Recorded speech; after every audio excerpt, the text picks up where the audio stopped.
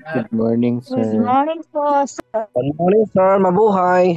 Yes, mabuhay. Magandang Jensan sa inyong lahat. Ano ngayon kasisimula lang ng kalilangan ba yung miles ang tawag nun? Kalilangan? Kailangan, sir, Yes, bukas. sir, Kalilangan. Kalilangan Festival. Kaya yon, inimbita namin kayo, makipiesta kami sa amin.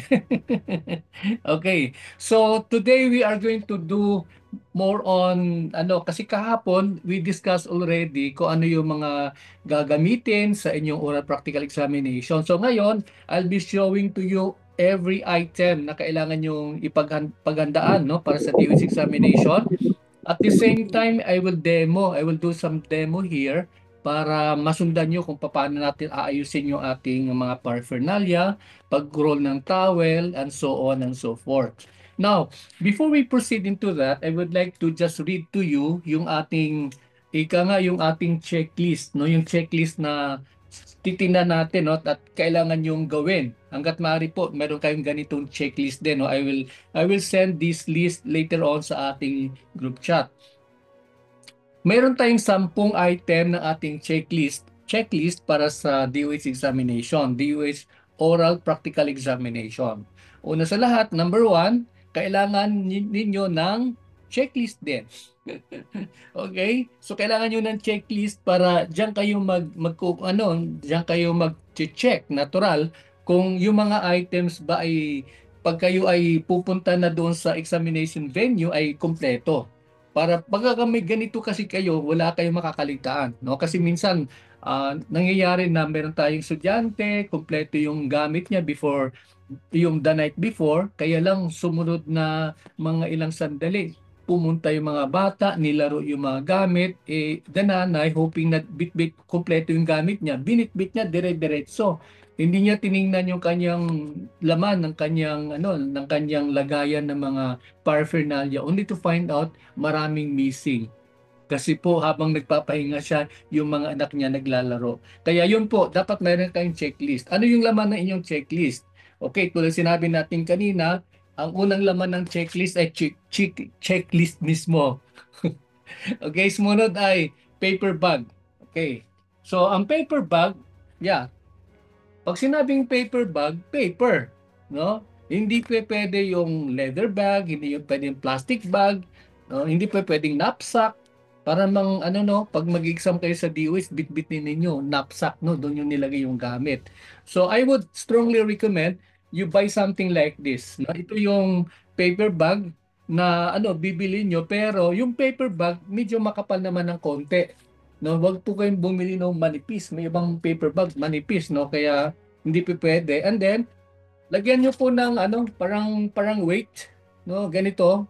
Na lang kayo, make do with anything na pwede niyo ilagay sa ilalim para medyo bumigat ng konti at para pagka natamaan ng hangin electric fan, hindi siya lilipad sa bintana, no? So yan po yung number 1, paper bag.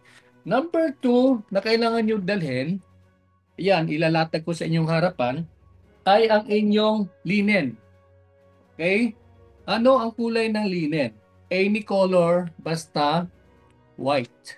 Yan. Yan po yung ating linen, no? And then, ang sukat niya is the standard kasi sa exam ninyo sa DOH, normally ang gamit natin ay mas stable. Ang kanyang sukat is 30 by 70 inches. No? So 30 inches by 70 inches. Yun po yun. No? Yun po yung standard na lapad ng inyong masa stable. At sinasuggest din po natin, kaya kung kayo po ay magpapagawa ng inyo pong linen na gagamitin sa exam, kailangan po mayroong garter sa gilid. Paligid po yan. Para pagka nilagay ninyo sa masa stable, fit na fit siya, no? Fit na fit siya. So halimbawa, papakita ko sa inyo, ayan po. Ayan. Kita nyo ba? Nakita nyo ba? Sige. Hindi po Hindi makita, sir, sa mga Kita man. blind. Sa mga blind, hindi makita. Sige, pumikit na lang kayo. Ayan, sandali. Ayusin ko lang ng kaunti. Yan.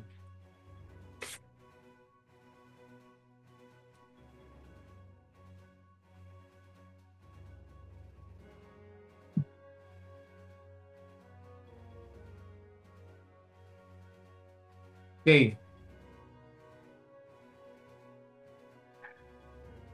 Alanganin kasi yung setup natin. Kaya, yan, nakaupo lang ako sa malit na chair.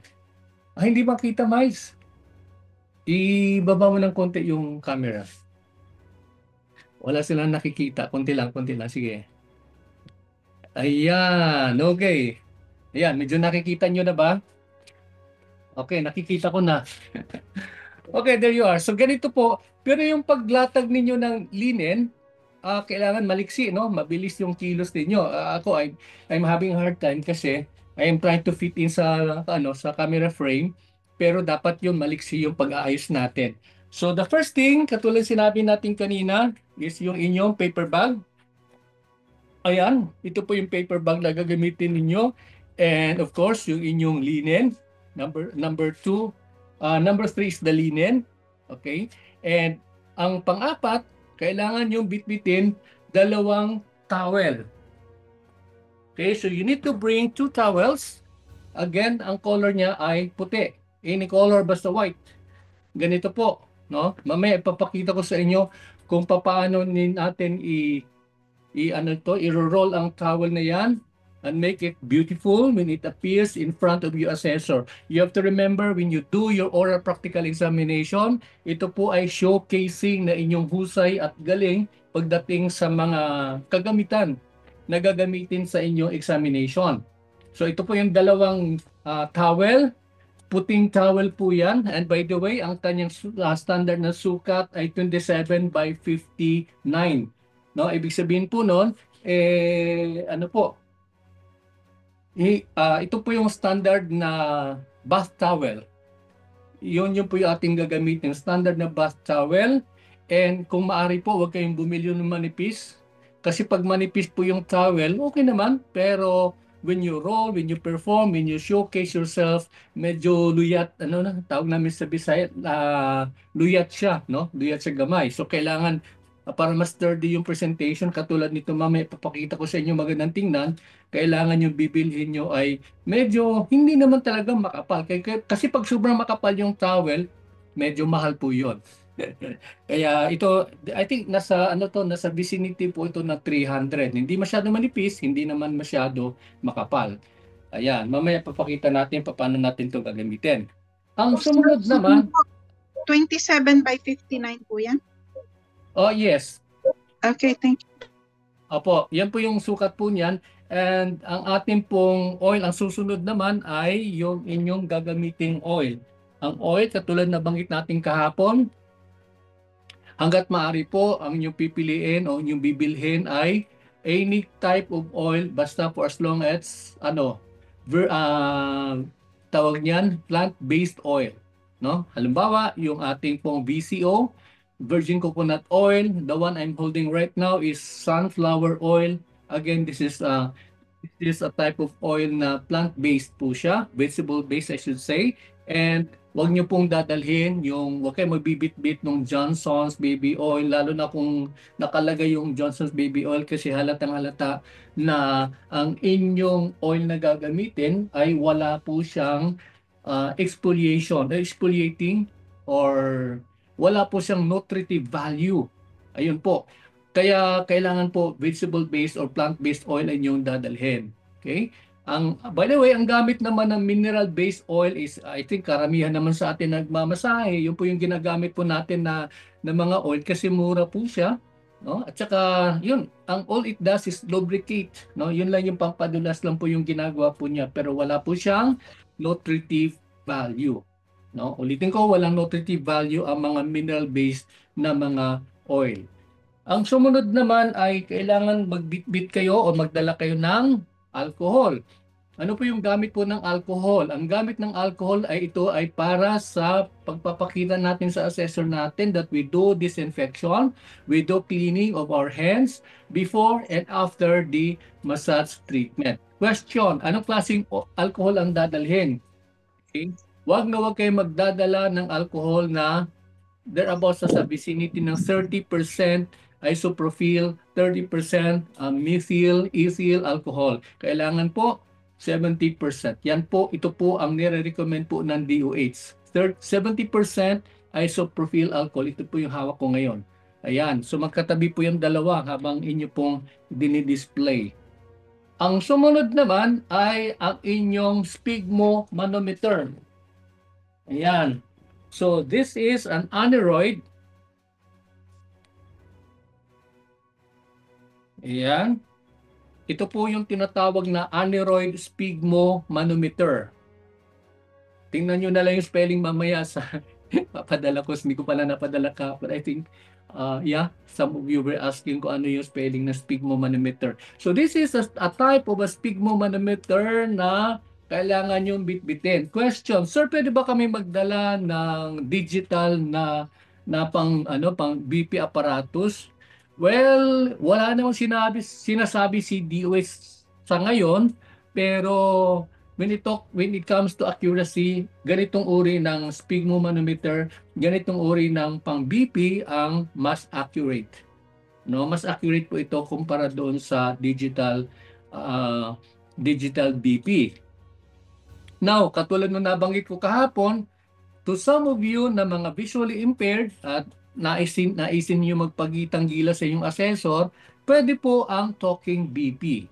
I have in Manila, meron akong may unit po ako pero hindi ko nabitbit dito sa ating location sa ngayon. Talking BP is okay, pero tulad sinasabi natin, hindi naman inaasahan ng assessor na kapag visual impaired, kapag partially blind lalo na yung ating mga totally blind na mga examinee, hindi naman sila ini-expect that they would perform everything from A to Z when it comes to your vital signs taking, but dapat ma-explain ninyo, maipaliwanag ninyo yung iba't ibang mga component ng vital signs taking, ano yung mga normal na mga or standard na mga ranges na kailangan ninyong alam natin bilang mga massage therapist. Okay? The next one here is yung inyong thermometer. Kung maalaala nyo nung panahon ng COVID-19, ito yung usong-uso na thermometer. Tama? Ayan, para siyang barel, no? Ayan. Wala namang sinasabing specific na type of thermometer ang gagamitin natin, pero well, okay naman po sa atin po yung ganitong klase ng digital thermometer, provided wag lang uli kayo magdadala ng thermometer na mercury based. Ulitin ko, pinagbabawal ng DOH any. Tiyakin lang natin if you're using things like this, kailangan tumalon. Kailangan ang ating battery nito i-check niyo lagi na wag kayong ang iba kasi pag nag-exam kung ano yung nabili sa Mercury o sa sa anumang drugstore, hindi na chine-check yung battery. Minsan matagal na naka-stock. At kung kailangan mo siya gagamitin sa exam, yun, drain na siya. Kasi matagal na pa na naka-stock, na-drain na po yung battery. So you have to make sure that yung dadalhin po ninyo, anything like this, bago po yung battery, or kung posible naman po, magdadala din kayo ng extra na battery. Just in case lang that malfunction yung battery, ay meron po kayong backup. Ayun po. So this is an example of a digital thermometer. Ayan. Now, ang sumunod naman, magdadala din kayo ng wristwatch. Wristwatch, yung relo. Ayan. Pero during the 5 basic manipulations, kailangan yung relo na yan nakabulsa. Wag niyong gagamitin ha. Maya nakalimutan niyo, bit-bit niyo yung inyong tumutunog yung digital thermometer. Yung inyong relo, delikado po yan, lalo na kung si assessor ay talagang inoobserbahan yung iyong ginagawa. So, careful, wag kayong mag-perform na suot-suot niyo po yung inyong relo. Ang relo na ito ay gagamitin lamang pag kayo po ay mag-check ng pulse or ng respiratory rate ng inyong mga client. Ayan po. Ang panghuli ay of course kailangan nyo magdadala ng clipboard. This is an example of that. A clipboard that you need to bring. Magdala of course kayo ng ball pen na kung saan kayo ay magsusulat. In this clipboard, meron po tayong forms. Ano po yung mga forms na gagamitin sa oral practical examination? Number 1 is kailangan nyo ng form na ito, ang tawag dito po ay massage client information form or client intake form. Pag client intake form, ito po yung unang-unang form na inyo pong gagamitin kapag kayo po ay kinakausap nyo na po inyong client at magsisimula na kayo ng procedure sa inyong client. So in here, you can see, meron po yung name, address, phone number, email, occupation, other activities, and then ang sumunod naman na bahagi po yung mga tanong about what is the general state of health, do you have problems with blood pressure.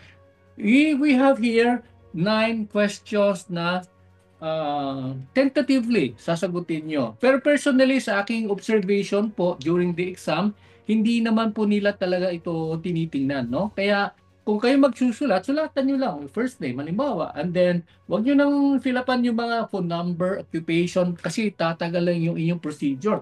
Just the name, and then i-highlight nyo na lang yung mga kung ano yung relevant doon sa inyong gagawin during your presentation. Like what we've said, kapag ka-wellness po siya, then there would be a little question about ano yung kanyang condition, the general state of health, no? Ano yung kanyang probably kung may problema ba siya sa kanyang blood pressure or yung ganon. Yung mga simple lang po, no? Kaya mabilisan lang po natin i-fill upan po yung ating pong client intake form. Pero wag natin kalilimutan, katulad sinasabi po natin, mahalaga po yung ating pong paglalagay po ng disclaimer, pirmahan po natin ng disclaimer.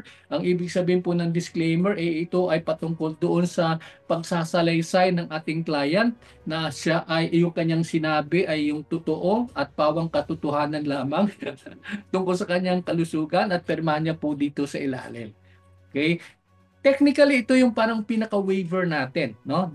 Ito yung disclaimer part. Yan, ayan. Ilan ko nakikita nyo to.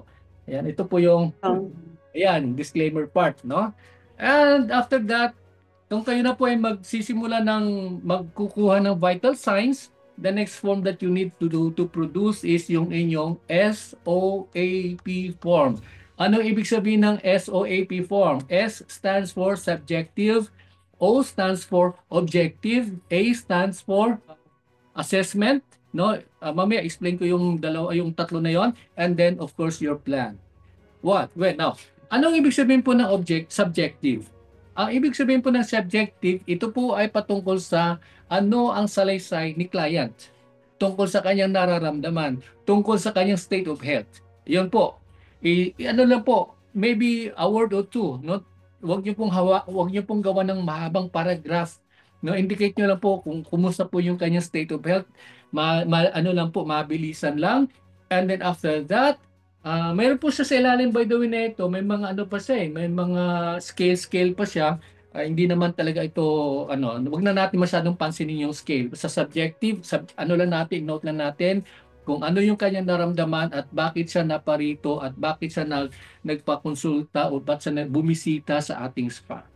Yun po yung subjective. Now, pag sinabi nating objective, ito naman po, ito is more or less, ito po yung pinaka-meat ng ating pong client intake. Bakit po? Kasi dito natin malalaman yung kumusta yung kanyang BP, kumusta yung kanyang pulse, kumusta yung kanyang respiratory rate, kumusta naman yung kanyang body temperature. Ayan. So later pag-aralan natin kung ano yung mga normal na mga rates, no, na mga na mga indicators na to na gagamitin natin sa ating oral practical exam. So, magno-note kayo, magsusulat kayo dyan, andito na po yan. Now, ang pangatlong bahagi, which is the A or assessment, ito ngayon, this is the combination of the two. Yung combination ng information na nakuha natin, yung based doon sa statement ng client, kaya nga subjective. And then yung information na nakuha natin sa vital signs, which falls under the objective. And then, yun po yun. Magkakaroon po tayo ng kumbaga ng summary, no, regarding so nakuha natin ng mga data, and then yun po magbibigay tayo ng statement assessment, no. Pero technically parang sasabihin lang natin kung okay naman yung lahat ng indicators, sasabihin lang natin that my client is fit for a massage. Ganun po yun.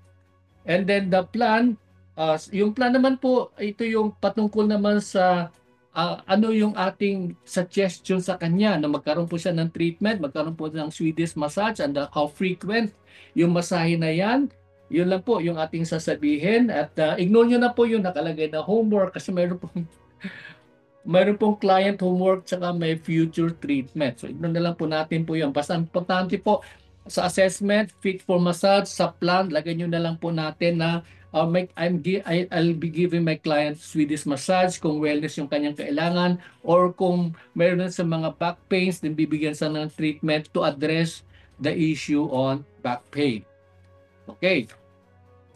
Nagkaintindihan po tayo? Okay. Ang sumunod naman, ito na ngayon, no? So when you did your, perform na kayo, ito yung kanina, yung sa client intake, nasa parts ng pre-massage, and then dito ngayon, pagkatapos mo nag-SOAP, magpiperform ka na ng 5 basic stroke manipulations, gapi, yan. Okay naman, sir. Mali naman, sir. Oh, malinaw, sige. Basta pagka nag-choppy yan, i-ano nyo na lang. But I'll try to, ano naman natin, binivideo natin to and then you can check it out later sa ating YouTube channel. Okay, the third form that you will be using during your oral practical exam ay yung tinatawag natin na post-massage evaluation. Yung post-massage evaluation, again, you have to write the name of your client, no? And then, isusulat mo na rin yung pangalan mo as the one who performed the treatment. And then, ito po yung makikita natin. Mayroon po siyang scale during massage and after massage. Okay. Pagka sinabi nating pain rating, kasi mayroon po siyang, dito, may category po siya, pain, physical comfort, emotional comfort, fatigue. Okay, now, I would like you to just understand everything that this form says, pero again, hindi po natin talagang bibigyan po ng mahabang panahon po yung form na to. Just you have to make your assessment lang kung kumusta yung naramdaman niya before the massage and after the massage. During the massage, kung ano yung kanyang kumbaga na experience during the treatment and even after the treatment. Okay? And then, dito po sa bahaging ito po, nakalagay po yung client response. No? Pag sinabi niya, generic lang po. Pag sinabi niya, okay naman sir, okay naman ma'am, na-relax po ako, then nalagay niyo po, no? The client felt relaxed. Ganun lang po siya. And then, indicate lang po kung anong treatment ang ginamit po natin. But normally, sa DOH exam, ito po ay Swedish massage. So, yun po yung atin lang pong i-indicate.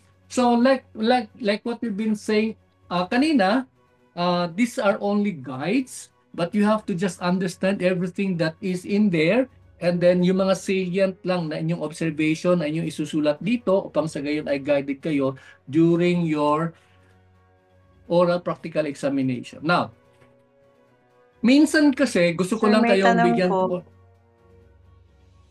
Ano daw? Okay, May yes, tanong anong po ako, tanong? sir. Yes, go ahead.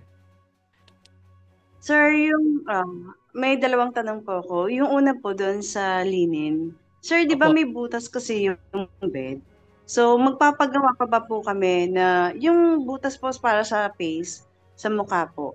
So, Okay. magpapasadya pa po ba kami, sir? O po pwedeng straight lang, kahit wala na yung para sa mukha? Wala nang butas-butas. And then, second question po, Sige. second question po, yung second question naman, sir, yung sa form na binanggit niyo po, meron po ba kayong ibibigay sa amin para makapagpa-Xerox po kami ng ganyang form? Isasend ko po sa inyo yung link po ng form. Kayo po magpiprint po na ito kasi ito yung dadalhin po ninyo. Huwag kayo magdadala ng clipboard na walang form. Kasi ito po yung gamit po ng inyong clipboard, yung form na binanggit natin kanina. So, antayin nyo lang po, antabayanan nyo lang po, ipapadala ko po yung link ng form. Okay na po? Yung unang tanong regarding sa linen, huwag niyo yung butasan. Kasi, remember, yung exam na to, yung linen na gagamitin nyo lang naman ng mga 15 to 20 minutes. So, wag na. Basta, importante lang sa akin, ang mahalaga sa akin yung garter sa gilid. Kasi pagka walang garter, nako, lagay mo ng linen mo, mamaya pag galaw ng client, sumama na rin yung linen. No? So kaya mahalaga na na cauterize yung gilid ng inyong linen. Pero as regards to the butas, huwag kayong mag-worry. Hindi naman masyado yan. Wala na yan. Actually, zero na po yan. Hindi naman yan nila tinitingnan. Okay, Ems, nasagot ko yung tanong mo. Yes, sir. Thank you po. Okay. Sige po, tuloy po tayo. Where was I? Wristwatch, thermometer. Ayan, I think nasagot ko na lahat, no? Ang susunod na lang na gagawin ko ngayon ay paano nyo i-roll yung inyong towel. Yan po, medyo katulad nung sinasabi natin, ang inyong the way you deliver, ayun, kailangan ang element ng professionalism, no? When you deliver, when you prepare everything, when you perform sa harapan yung assessor, kailangan maramdaman ng assessor, iba to, talagang professional na massage therapist ito. Ibig sabihin nun, pang high-end yung inyong ginagawa at gagawin. Now, paano natin i-roll ang towel?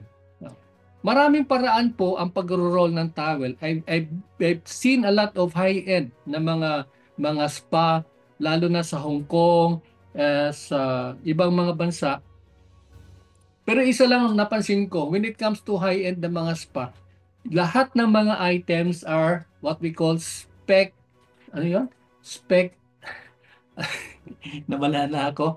Spec and span na clean, malinis, no? Maganda, maayos, talagang seamless, everything is okay. Lalo na when yung mga towels ay how they are presented, no? Nandoon sa massage table, katulad ng ganito, malinis, maayos po yung mga gamit. And now, I will show to you kung paano natin i-roll ang isang towel, no? So halimbawa, ito po yung towel na hawak natin. Ayan po yan, no? I do not know if you're doing this as well, pero to some of you, kailangan ito po yung gawin po natin. Number 2, i-fold mo sa middle, gitna, and then saka mo i-fold pa uli. So parang 1/4 na po siya, and then saka mo ibababa, and then lapag mo ng ganon, and sa dalawang sa edge ng towel natin, dalawa po yan, yung isa po medyo hindi mo siya mahirap mo na sa i-manage, pero yung sa kabilang side, dikit na dikit yung dalawang side. So ibababa mo po yan, and of course, kung anong side na madali siyang i-manage, yan po, dito po tayo tutuon ng ating tingin habang tayo ay nagsisimulang mag-roll ng ating towel. Now, when you roll your towel, yan, ganito para madali nyo makita. Pag ni-roll ng towel, sa simula pa lamang, kailangan mahigpit na po yan. Mahigpit po yung pag-roll natin. Kapag mahigpit ang roll natin, this is how it appears pagkatapos, no? Maganda siya, sturdy, malinis. And then, yung side na magandang tingnan, no, compared to this, no? Ito, walang pag-asa na yan, eh. Hindi talaga gaganda diyan. Pero itong side na to, ito yung inyong iharap sa inyong assessor. Yun po yung ilalapag nyo po sa gitna ng inyong massage table, and then nakaharap kay assessor. Kung nandun si assessor, doon mo ipoporma yung gilid ng inyong towel. Nakuha po natin, no? So yun po yun, na wag nyong basta na lang nilapag nila lang ng ganon, no? Ayun, without looking at the edge kung saan nakaharap, ibig sabihin nun, hindi ka observant. Alam nyo, sabi po ng I've encountered once, sabi po ng I think it was the Australian Spa Association. Sabi po ng Australian Spa Association, ang isang massage therapist, ang sabi po nila, ang isang massage therapist daw ay kinakailangan meron pong keen eye to details. Ibig sabihin nun, masinop siya. Ibig sabihin nun, tanaw na tanaw niya yung mga detalye, kailangan maayos ang lahat. No? Keen eye, matalas yung kanyang paningin sa mga detalye. So, ganun din po during the oral practical examination. I want you to exhibit that kind of a quality. Yun po iharap natin. And then, ito, when you do your presentation, by the way, no need to unroll the towel. Kasi pag dala mo yan, bit-bit mo yan, nilagay mo sa iyong paper bag, dapat yung dalawang yan nakaroll na ng maayos. Para pag dinisplay nyo po, pag ginano nyo po, yung isa na lang po yung inyong ide-demo. Yung isa, naka-intact na siya, maganda na yung kanyang ayos. no? Kasi hindi mo naman kailangan i-perform yung pareho. You just show how you do things doon dito sa isang towel. The other one is ano po yan, basta maganda lang po yung kanyang pagka-roll. Pwede mo na siyang i-display, iharap mo yun sa iyong assessor, and then once you're done with this one, na-perform mo, na-demo mo sa kanya, na ipakita mo sa assessor, paano mo niroll yung towel mo, then saka mo na siya itatabi doon sa isang towel mo. Nakaganyan po siya. Ayan. Okay? And then, ayun na po. Lagay nyo po yung alcohol, tsaka oil dito, and then the other paraphernalias, itabi-tabi nyo na po siya, yung ganon, there you are. No? Ayan, yung thermometer na yan, nandito po. Of course, yung bag, itabi mo na po. Huwag mo na isama sa display. Ayan. So that is how you gonna present, no? How you do your pre-massage preparation. Paano mo siya ipipresent. And then katulad po ng gagawin po natin pag tayo po ay tapos na ng presentation, and by the way, later pala kapag kayo ay gumamit naman ng towel sa harapan o sa inyong client, ito naman yung inyong gagawin, no? And I would like everyone to take notice of this. Kapag ginamit natin yung towel for draping, di ba? Ang purpose naman ng towel ay draping, tama po ba? Ano po yung objective nun? Ano po yung purpose ng draping natin? It is to keep the patient warm and of course to maintain the privacy of the client. Tandaan niyo po yan. Keep the patient warm and maintain privacy of the client. Now, pag sinabi natin privacy, ito ngayon. No, ito ngayon. Miles, pwede mong iabot sa akin yung ano na yan. Yung mama na yan. Yan, maliit na yan. Maliit lang. Huwag na yung malaki. Ayan. Meron tayong dami dito. Ayan. Okay. Yung dami natin. Ito, nakikita nyo itong dami na to. Ito yung ano natin na ito yung sample natin ng ating client. Dapa po siya. Okay. Ganyan po nakadapa po siya. Kita nyo po to. Yan, nakadapa yung. Ano po yung unang position ng client natin? Prone or supine? Prone or supine? Supine po. Sir, wala po kayong video. Prone po. Prone. Prone position, sir. Pag supine position, nakatihaya. No, ganyan po, supine. Prone position, nakadapa. So lahat po, before we start, before we do anything, dapat po naka-prone position yung ating client. Question, sir, at all times ba talagang naka-prone position? P-R-O-N-E. Yan po yung prone position. Ang sagot dyan ay it all depends on the pleasure of your assessor. Kasi si assessor minsan baka sawa na sa puro nakadapa, gusto niya naman magsimula nakatihaya. So nakasupine. Ganon. Tanggalin ko na lang kaya itong buntot niya. Yan. Okay. May mga times na na supine position yung nais ng ating assessor. Ayun po yan. Or may mga times po, ano ko na sa inyo, banggitin ko na po sa inyo, may mga times po na si assessor ay gusto niya lang kayong tingnan kung gaano kayo kagaling magmasahe. Kaya pagka naka supine position, tandaan nyo yung supine position, minsan lahat ng 5 basic stroke manipulation, which are the following: effleurage, prêtissage, friction, taputment, and vibration, gagawin nyo habang nakatihaya yung client. That happens. Pero bihira po yun. Bihira po yun. No? Kaya halos lahat naman naka-prone position, nakadapa yung client. Okay, now. Okay, go ahead.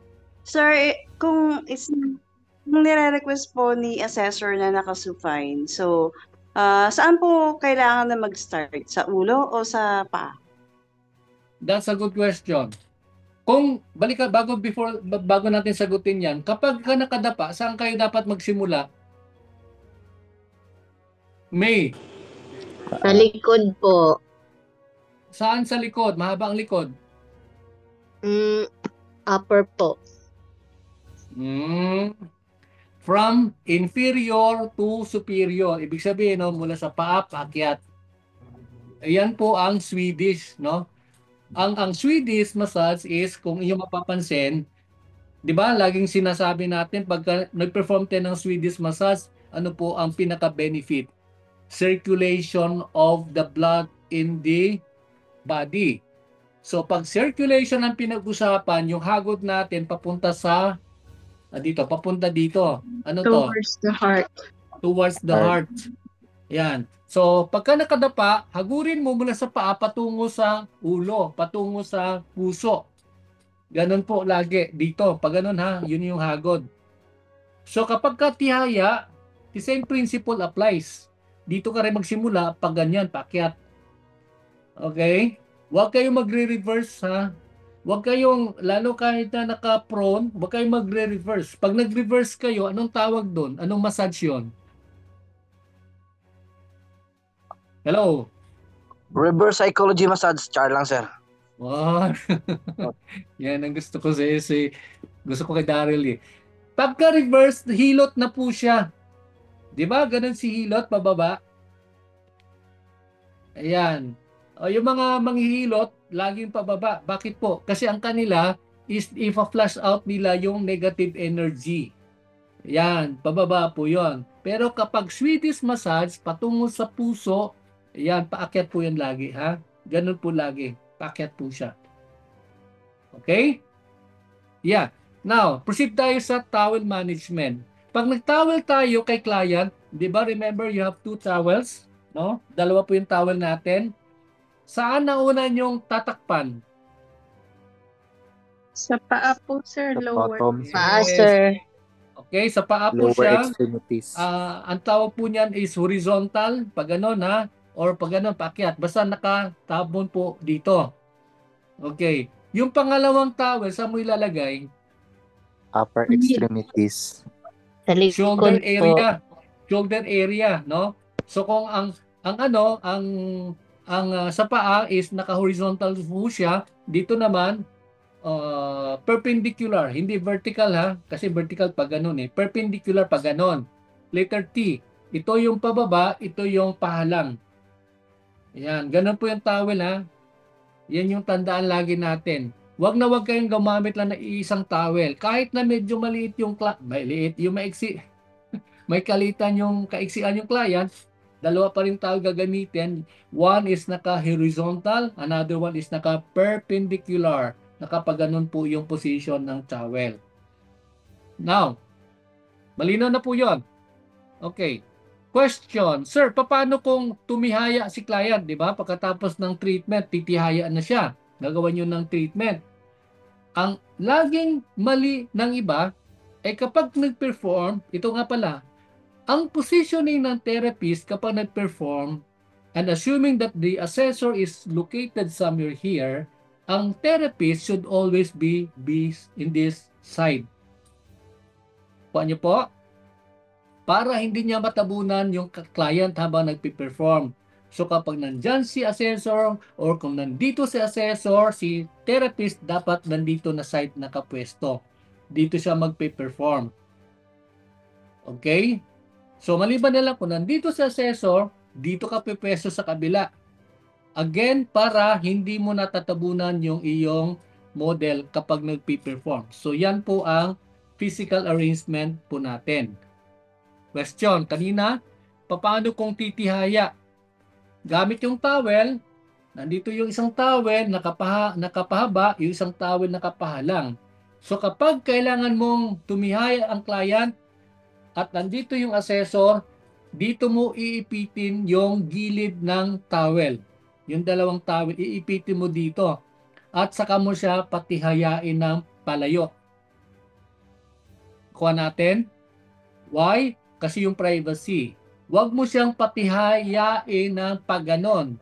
No? Kasi yung privacy again ang problema. So palayo lang siyang umikot at ganon. No? Sa iyo po paikot po sa side mo, pero naka-cover naman siya ng towel. Nakukuha niyo po? So yun po yung pagka kailangan tumihay yung inyong client. Now, the next thing that I would like to show to you, paano gagamitin yung towel when you do your draping. Ayan. kapag nag-drape tayo, di ba, sabi natin kanina, kunwari ito, pahaba. Ayan, pag ganun yung client, ayan, nakikita nyo to? Ayan, nakaganon yung client, di ba, naka-drape siya. Ito, wag na lang natin ng ano kasi mahirap siyang gawin. Kung ganito po yung position ni client, nakaganon po yung towel natin, and you happen to perform on the left leg of your client, ang gagawin mo po, hawakan mo yung dulo dito na gilid ng towel, hawakan mo din yung dulo sa kabila sa may paanan, saka mo siya i-slide pa ganon. 1, 2. 1, 2. Wag na wag kayong gaganon, minsan nilulukot-lukot lang ng iba eh. Okay? Para medyo professional looking po ang inyong paggamit ng line, ng towel, yung pitik-pitik lang. Pitik mo, 1, 2. Yan, nakaganon na siya.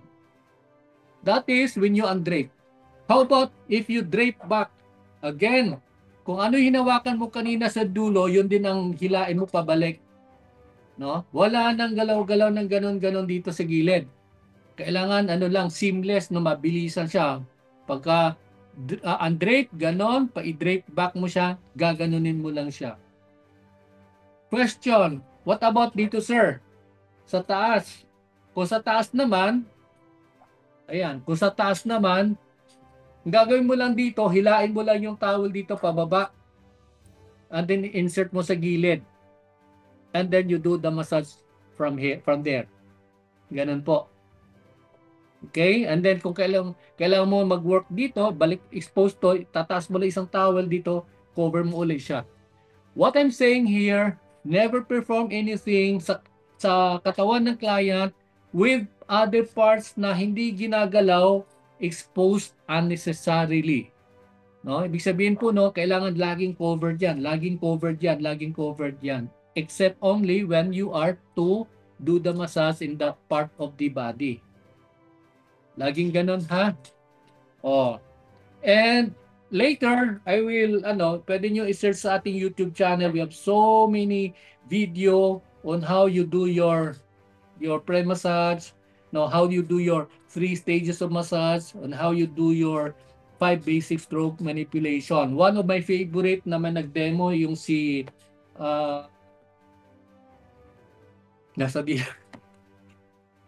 si Roxanne. Favorite na nakalimutan yung pangalan. Si Roxanne, panoorin nyo po. ROXXANNE. Yan, i-google nyo po. Lalabas po. Doon sa YouTube channel po ng AUSA, si Roxanne po ang nakita kong mahusay ang kanyang pag-present. No? Talagang very articulate, tsaka kabisado niya yung kanyang presentation. Magandang panoorin. Okay? So, yan, there you are. So we're done with the use of the line. Well, of course, we're done with how to put in the linen. Tulad sinabi natin, you do it professionally, you do it, quickly, yung ganon. And then, wag kayong tatalikod sa aseso. Pag si aseso nandito, dito kayo pipwesto. Pag nandito yung aseso, doon kayo pipwesto. Yung ganon, no? And then, mindful kayo lagi doon sa privacy ng client ninyo. Laging ganon. Okay. Now, so again, na demo natin paano nyo gamitin yung towel. Ngayon, na pag-usapan natin kanina, paano nyo gamitin yung draping and draping principle. So once we're done with that, we are now about to proceed dito sa post-massage. Okay. So nagawa na natin lahat. Nag-SOAP na tayo, nag-client intake na tayo, nagawa na natin lahat. Nagawa na natin yung 5 basic stroke manipulation, nakapag-perform na ng effleurage, petrissage, friction, tapotement, and vibration. Now, there are times your assessor will tell you, even midway, sasabihin niya, that's enough, proceed to post-massage. Ano yung gagawin natin? Ano yung gagawin natin? Aftercare, sir. Aftercare. Okay.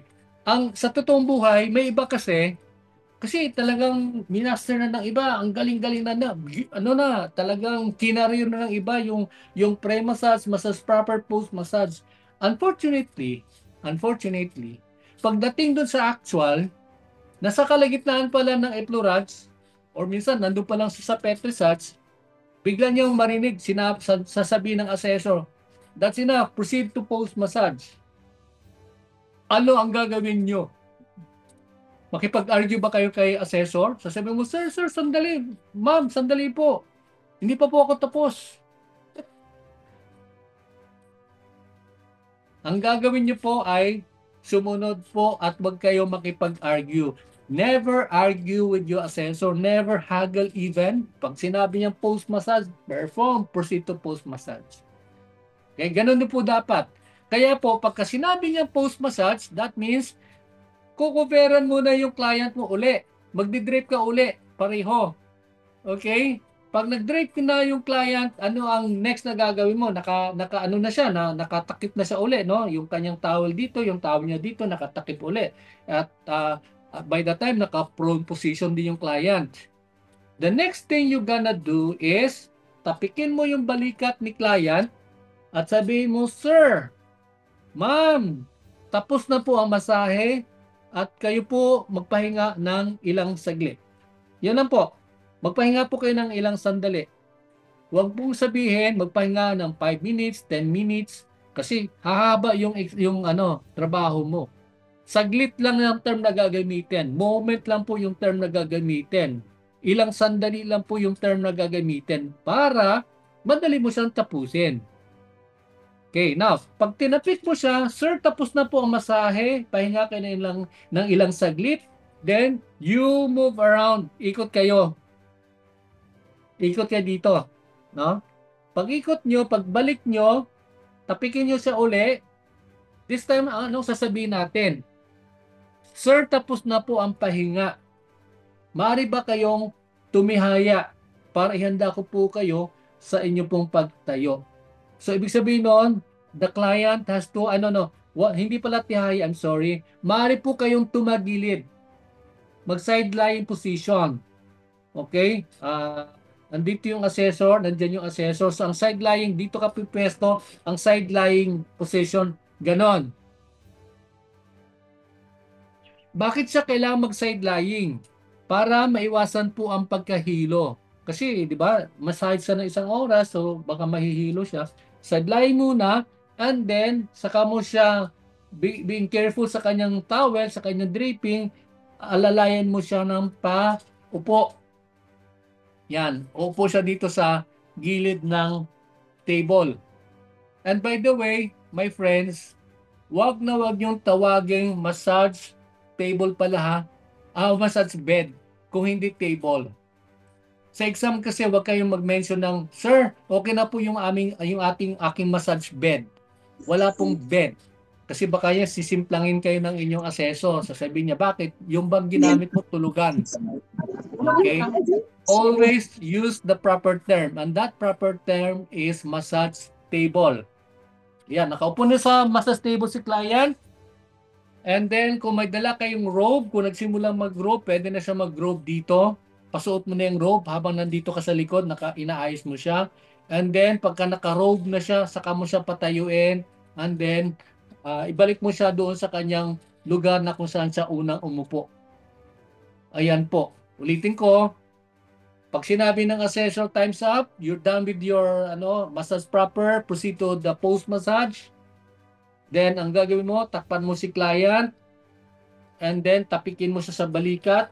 Sabihin mo, tapos ng masahe, ikot ka sa kabila. Pagbalik mo, tapikin mo uli sa balikat. Sabihin mo, tapos na po ang panahon ng pamamahinga. Maaari po kayong tumagilid upang alalayan ko kayo sa pagtayo. Ayan, pagtagilid ng gano'n, paupuin mo na sa massage table. And then, isuot yung kanyang drape. Yung kanyang balabal na ginamit mo o yung ano ba yung sinabi ko kaninang malis?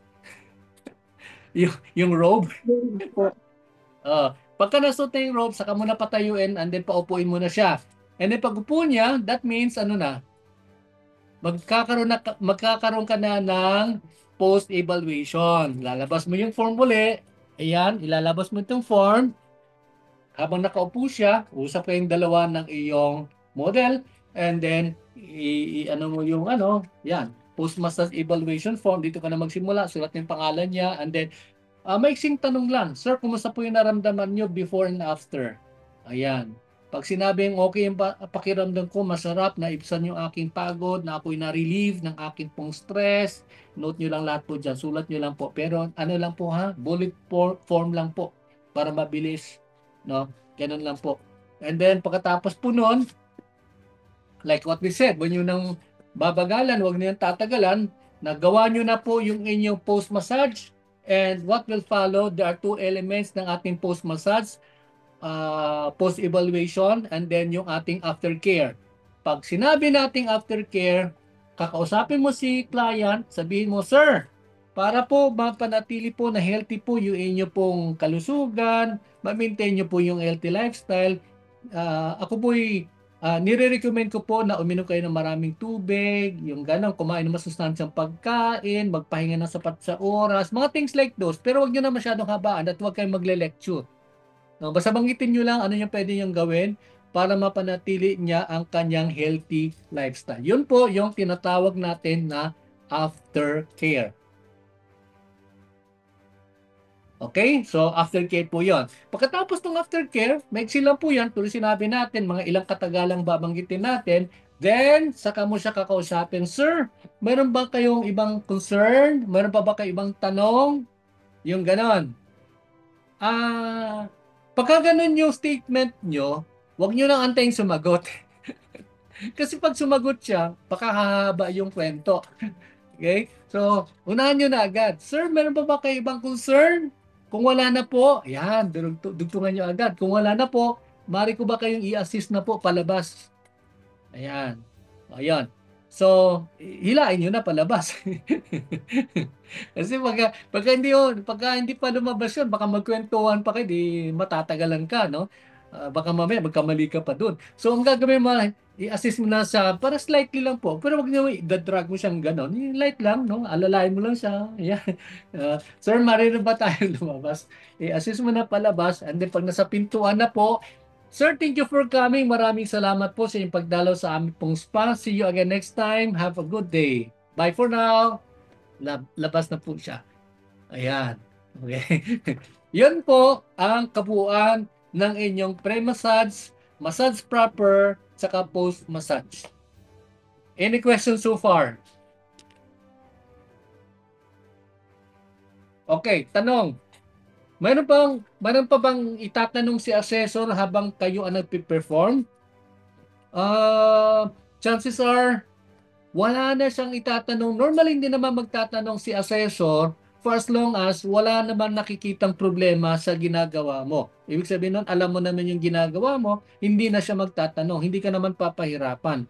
Tandaan nyo mga kaibigan, ang assessor ay hindi nandyan para hanapan ka ng mali at hindi ka bibigyan ng lisensya. Ulitin ko, your assessor is not there for him or her to find fault and then not recommend you to become an LMT. Ibig sabihin po nun, lagi niyong ilagay sa isip niyo yung assessor ay andito para ako'y tulungan na maging LMT. Ganun lang po yun. Para mabawasan po yung inyong mga kaba, no, yung inyong mga apprehension, yung mga ganon, no? So, yun po. Kaya bihira po ang assessor magtatanong unless alam mo naman yung ginagawa mo, yung ganon. Kaya lang po, mayroong mga tricky questions. Minsan kasi nasa mood yung assessor na magtanong, at tandaan nyo lagi, may dalawang personality o type of personality yung assessor. May mga assessor na very kind, very accommodating, very supportive, pero always, napansin ko po sa exams ng DOH, always meron pong laging black sheep. Always meron pong laging terror. Yan. Ano yung trip niya? Ang terror na assessor, ang trip niya lang maghanap ng pwede kang kulitin. Yung gano'n. May mga gano'n naman, no?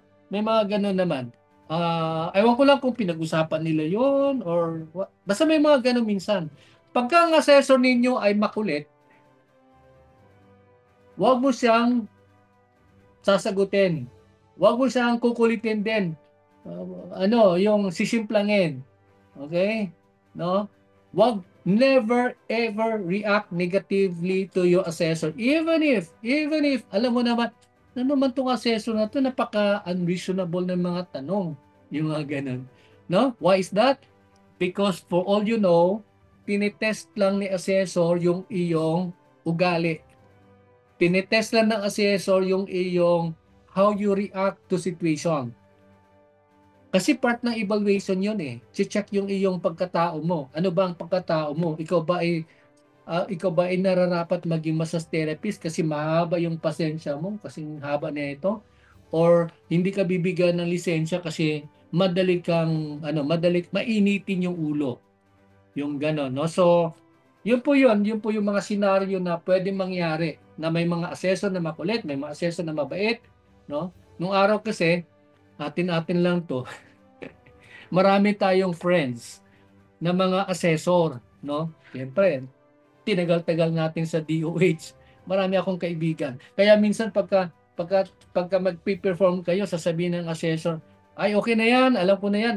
Galing ka sa AUSA o galing ka kay Benji, siyang trainer mo. Kasi yung tinuturo natin, standard na to eh. Tayo, ewan ko lang ha kung iba ginagawa nila, pero yung ating kasi yung, good morning sir, I'm examining number 001, andito po ako upang kumuha ng all practical examination. Yung mga ganon, pattern na po yan ng AUSA. Yan na po yung ating ginagawa. Ano na po yun, parang nakakaho na po siya. Kaya yung mga friendship natin na assessor, sasabihin nila, ay, okay na yan. Ano yan? Kay Benji ka naman, okay na yan. Yung ganon. Pero, that was before. Ngayon po, bago na po lahat halos ng assessor, kaya parang awa nyo na galingan nyo ang inyong paghahanda para sa all practical exam para hindi kayo mapulaanan. Kasi minsan sasabihin ng assessor, kanino ka ba nag-aral? Sino bang trainer mo? Bakit ganyan yung ayos mo? Bakit ganun ka magsalita? Bakit hindi mo alam yung ginagawa mo? Bakit hindi ka sure doon sa next na gagawin mo? Yung mga ganun. No? So, tulad ng sinabi ko, madali naman ang oral practical exam. Ang mahalaga lang inyong kahandaan at yung pag-aaral ninyo at yung practice na gagawin ninyo. Huwag na huwag kayong pumunta sa harapan o humarap sa assessor na hindi po kayo nakapag-practice ng maayos. Is that clear? Do you have any question? Okay? Sir, may tanong si Maricel. Sabi Yes, niya, Maricel. pagkatapos... yun. Yes, Maricel. Hello? Nasa chat po. Opo, go ahead po. Sir, basahin ko na lang yung chat niya. Sabi niya, pagkatapos po niya tumayo, sabi yung client, pagkatapos po ba tumayo, na isuot na po yung balabal niya, iiwan po ba siya sandali para maka-BS bago siya balikan at i-assist ulit? Ganito yan, ma'am. Kung naka-robe si client, kasi kayo magdadala ng model, di ba? Pag magdala kayo Yes ng po. model, huwag kayong magdala ng model na naka-spooting, no? Dress to kill. Exam yan eh. So pagka si model mo nadadalhin, dapat naka-short na yan at naka-robe. Para hindi na siya magbibihis. Baka mamaya naka Nike shoes pa yan. Ang hirap noon. Dapat yun nga, pag ready na, kunwari, kasi alam mo naman kung ikaw nang sasalang eh. No? By the way, ang tawagan ng DOS kasi, ng committee, by 10. Okay? Okay, number 1 to 10. Yan, okay. From letter A to letter Z, letter B, yung ganon. Yung 10, pasok. Pero yung 10 na yun, hindi papasok sa massage room. Papasok yun sa holding area. Doon kayo mag-aantay. Meaning, yung inyong model na bit-bit na dala nyo, nakaayos na for massage. No? Ibig sabihin no, naka-short na siya, naka-robe na siya, yung ganon. Hindi po, huwag kayo magdadala ng model na kung saan siya magpiperform, saka pa siya magbibihis, baka pagagalitan ka ng assessor nun. No? Ganun yun. So pagpasok nun, naka-robe na po yan. Kaya wala na masyadong gagawin. Basta po pagka naka-post massage, nakatayo na po siya, pasuot mo lang yung robe ng ganon, paupuin mo na sa allotted na chair, and then you perform the post massage procedure and then let your client go. Ganon na po yun. Nasagot ko yung tanong? Opo, sir. Thank you, sir. Okay. Ang huli na lang po, gusto kong balikan yung ating unang salaysay, yung unang gagawin. Pag kayo papasok sa assessor, sa harapan ng assessor, di ba? Sabihin ng the one who controls the exam, sasabihin niya, okay, next, kayo, next mamaya tawagin na kayo na susunod. Pag sakaling kayo nang sumunod, okay? At ang inyong papasukin ay, kwarto po yan, wag na wag kayong pumasok dire-diretso doon sa massage room, ha? Ano yung una niyong gagawin? Pagka nasa kwarto, nandun sa loob yung assessor, kailangan niyo Patok. kumatok. Baka mamaya, barge in kayo diretso pa. Ako nang kasunod, ako na magpi-perform, diretso ka na doon sa massage room, sa massage area, and then humarap ka na sa assessor. Huwag niyong gagawin po yun, ha? Ang tawag po doon sa Tagalog, kabastusan po yun. Huwag kayong maging, sorry the term for the term, huwag kayong maging rude. Ayan, mas magandang pakinggan yung rude. No? Bago pumasok, kakatok muna. Knock, knock, knock, knock, 3 beses. Pag walang sumasagot, wag kang kumatok uli at lalakasan yung katok. Kasi baka nagsusulat pa yung assessor no? May lumabas nagsusulat pa, nagsasummarize pa ng score, yung ganon. Kaya ibig sabihin nun, hindi pa siya ready tumanggap ng next na examinee. Gets? Wait the queue. When your assessor says, come in, pasok, saka ka papasok. Pero pag tahimik, antay ka lang. No? Antay ka lang. Malalaman niya, alam niya naman may tao sa labas Pagka ready na yung assessor, sa kanya sabihin, oh, sige, pasok na. Next examinee, come in please. Ayan. Okay, papasok ka na. 1, 2, 3, 4, 5, 6. Gaano ka kalayo kay assessor? Si assessor mo ay pakiabot nga ng isang model miles. Yun. Yung mama na yan. Okay. Pagwari, ito si assessor. Yan, ito si assessor. Nakikita nyo ba? Ayan, ito si assessor na. Anong layo mo kay assessor? Ikaw itong examinee. Dapat mga 3 feet away. Oh, so 1, 2, 3. Dapat ganun ha. Huwag masyadong malapit kay assessor. Huwag naman masyadong malayo. Para naman kung kaka-assess, sobrang takot mo na kay assessor. So mga 1 meter away or 2 meters, okay na yun. Respectable distance. So ganun, tayo ka. Dalawa kayo, ito yung assessor, nakaupo siya dyan, ikaw nakatayo. Yes. Ang una mong sasabihin ay, ano po? I-grade po yung assessor, sir. Pakilala ka muna. Good morning, sir. Yan. Ako po ay si examinee number. Kung number ang binigay, number 001. Kung wala namang number na binigay, ako po ay si examinee number Alexander the Great. Ganun. Ito po ang aking examination permit. Iabot mo yung examination permit. No? Kasi hindi ka pwede mag-exam na wala permit Ito po ang aking examination permit. Lapit ka sa kanya, examination permit. Pagkatanggap niya ng examination permit, atras ka uli. And then, ituro mo yung massage table. Kung nandyan yung massage table, sir, maaari ko na bang ayusin ang kagamitan sa pagmamasahe? Hintayin mo yung approval niya. When the assessor says, go ahead, then, lapit ka na agad sa table, arrange mo na lahat, ilatag mo na yung linen, ilatag mo na yung towel, ilatag mo na yung alcohol, ilatag mo na yung pigmomanometer, lahat yun, i-ready mo na. Once you are ready, kausapin mo rin si assessor, ito si assessor, sabi sa kanya, sir, naayos ko na po ang gagamitan sa pagmamasahe, maaari ko na bang papasukin yung aking client? Ituturo na saan. Yan. Pag sinabi yan, go ahead, punta ka kay client. Good morning, sir. Ako po yung therapist for today. Pasok po kayo, tuloy po kayo, and then saka mo paupuin yung client. And then, wag mo agad siyang sabihin ng na po ay, wag kang diretso. Makipagkaibigan ka muna kay client kunwari. Sir, kumusta po kayo? Ano po yung nararamdaman nyo? Ganon.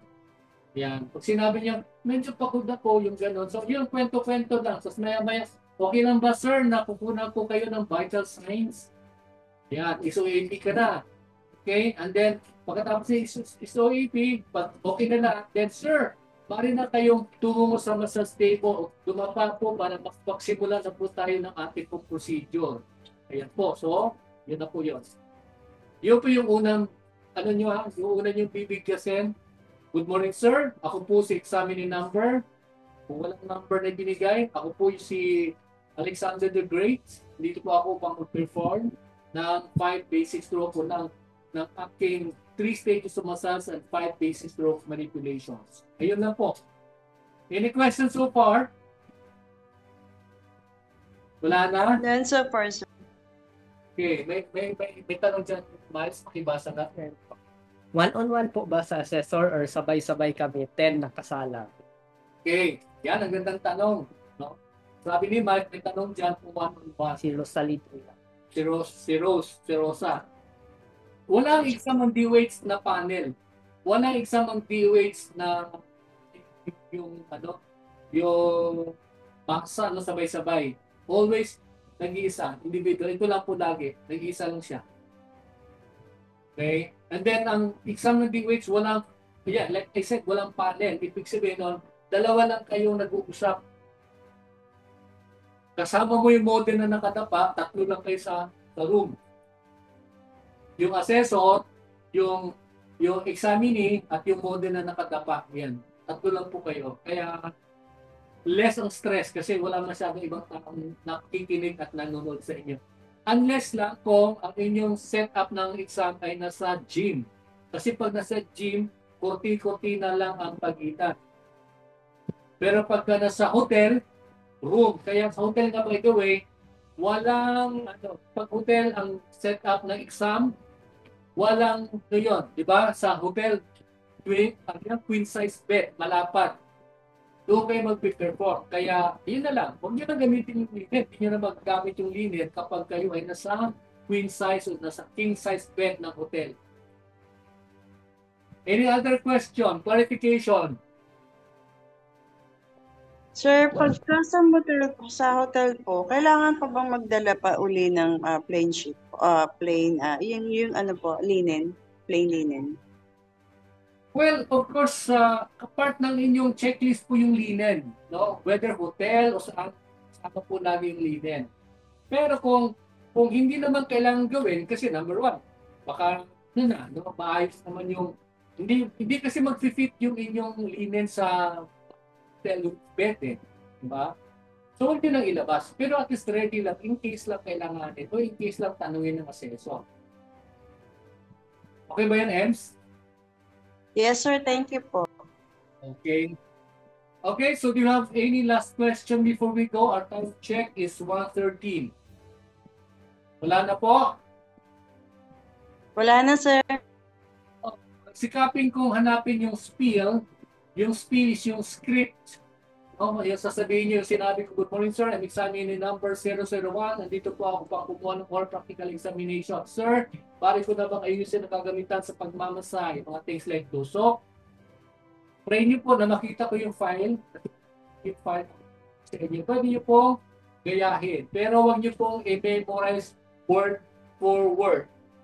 Kunin yung idea, then you write your own spiel according to what yung language na fluent kayong gamitin. Tanong pala, sir, kailangan bang English yung inyong, yung aming sasabihin? Ang sagot ko, kapag si assessor ay Tagalog, huwag kayong mag-English. Kasi ma-offend si assessor, no? Tagalog naman siya, Englishan mo. Pero kapag Taglish, pwede ka mag-Taglish. Pero kung alam mo naman, halimbawa, Bisaya siya, Bisaya ka rin, pwede kayo mag-Bisaya. Wala namang problema po yun eh. Huwag ka lang mag-Ilocano. Kung nagbibisaya sa mag-Ilocano ka, baka may insulto yung assessor. Ganun lang po. You can speak, you can use the same language kung anong pakiramdam mo, kung ano yung language o dialect ng assessor. Ganun po yun. Tandaan lagi natin ha, yung assessor, ito, kaibigan natin yan ha. Kaibigan natin si assessor, kaya pagpasok mo sa exam room, yung iyong ngiti, hanggang dito yung ngiti, ngingitian mo si assessor na maigi. Kahit na nanginginig ka, gumaganon ka o nanginginig ka, sir, ito po aking examination permit, pero nakangiti ka, mababawi po yun. Okay? So, kung wala ng tanong, maraming salamat. Thank you for your time. And please, I will send the link ng ating YouTube channel. Panoorin niyo po si Roxanne. Maganda yung performance niya ng 3 stages of massage. Maganda yung performance niya ng 5 basic stroke manipulations. Pwede niyo gayahin the way she performs. And I am highly and strongly encouraging you to start working on your practical side in your performance. Alam nyo na, mag-demo na kayo, mag-practice na kayo. Kung may kasamahan kayo ng kaklase nyo, you do the practice already. Kung wala naman, kumuha kayo ng model, mag-perform na kayo. And then you memorize already the 5 basic stroke manipulation. And then you also come up with your own spiel. Ano yung sasabihin mo sa iyong harapan ng sensor in such a way na pag-sanay ka na, it will become a second nature, madali ka na mag-perform, less ang kaba, although meron ka pa rin kaba sa puso mo, pero kung patuloy ka magpa-practice, lesser ang kaba. Okay, so there you are. Maraming salamat and thank you for your time. If you have any other questions, paki-PM niyo po ako and then I will try my best to help you answer your questions, your queries, and other concerns. Again, wala na po. Maraming salamat. God bless and see you tomorrow sa ating pagpapatuloy. Thank you, sir. Thank you, sir. Ito po. God bless. God bless. Thank you, sir. Thank you. God bless. Ingat po. Okay. Kayo din. Salamat.